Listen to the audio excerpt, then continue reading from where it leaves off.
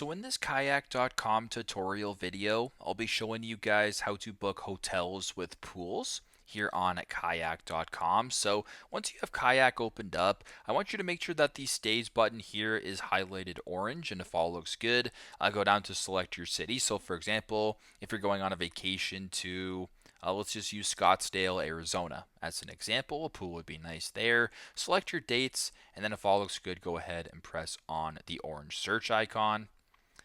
Then on this page right here to find hotel options that have pools, which I would assume most of them do. But for example, to make sure, go to the top to where it says amenities right here. Make sure that you go ahead and press the drop down. Then just scroll down all the way to where it says pools right here. Make sure that pools is selected and then press on apply.